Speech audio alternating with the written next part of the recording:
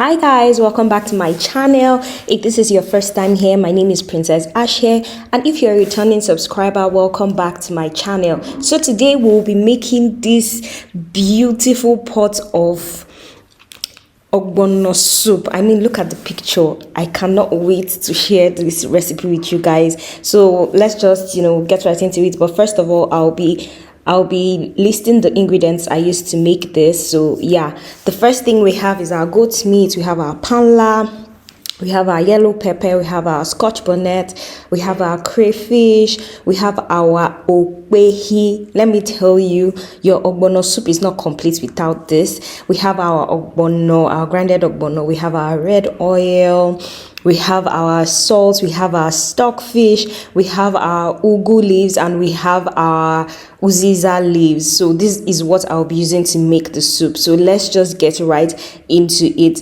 And let me tell you, this soup, when I was done, my whole house was smelling amazing, and it turned out so amazing. So the first thing we'll do is to wash our meat and our stockfish and put them in a pot, and then just spice it up with other ingredients. And the first thing I will be adding is my onions. And ogbono is not complete without onions. I'll be using red peppers as well because I love spice. And I'll be adding this yellow pepper. This yellow pepper has a way of just making your food taste and smell amazing. I'll be adding my grounded crayfish as well, and then add my salt. Then I'll add my seasoning cubes. And the reason I'm doing this is just to allow the meat and the stockfish and everything just merge together, mix together, and have this beautiful flavor from the start to finish, the longer it takes on the fire. Next, I'll be adding my water, so that the meat and the stockfish can boil in its juice and just give me the nicest broth that I need for this soup. So after adding my water, I'll just go ahead and cover it and allow it to cook.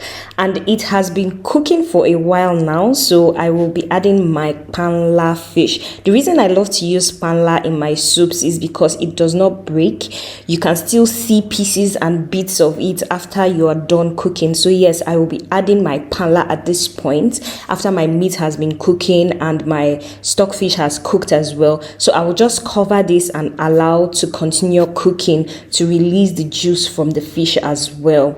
Then in my pot, my dry pot, another dry pot, I will be adding my red oil, and I will just allow this to fry a little bit. Then I'll go in with my onions, because what is ogbono soup without onions? I won't allow this to fry for long. I'll just allow it to release its flavor. I'll allow the onions to release its flavor like this, and then I'll go in with my ogbono. Yes. See guys, if you have been making your ogbono any other way, please try this method. I guarantee you will come back and thank me. My God. See, after you fry your ogbono, it has this amazing flavor that it adds to it. It just gives it a very beautiful smell, a very beautiful taste as well. And I will just keep stirring it to make sure that all the lumps are dissolved, and I don't want to stop stirring it so that it does not get burnt. So you keep stirring it, you keep making sure that all the lumps are dissolved, and you keep just mixing it so that the ogbono gets this nice brown color, and then it mixes with the oil. At this point, I will be adding my okwehi into the mix.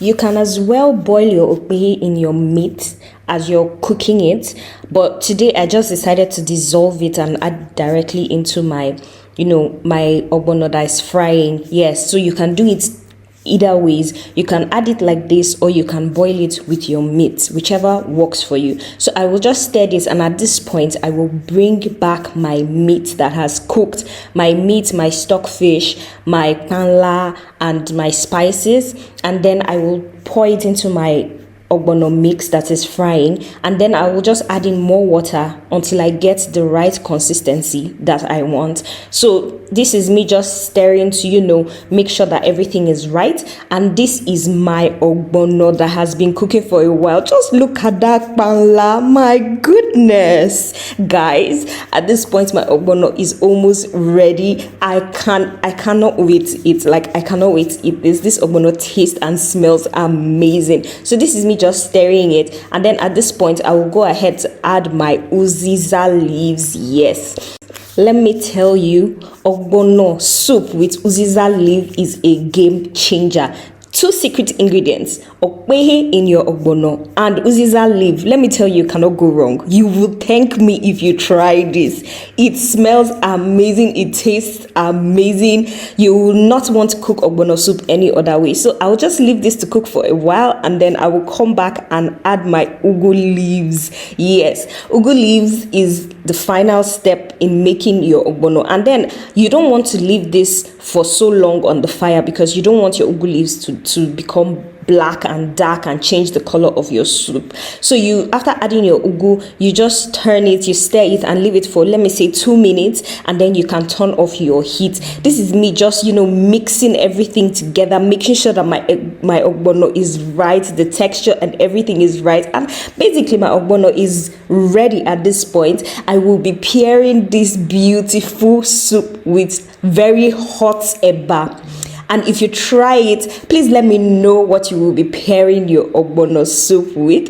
Just look at, just do this soup. My God. If you try this recipe, please let me know. And if you enjoyed this video, let me know so that I can make more videos like this for you. And thank you so much for watching up to this point. I hope you did enjoy it.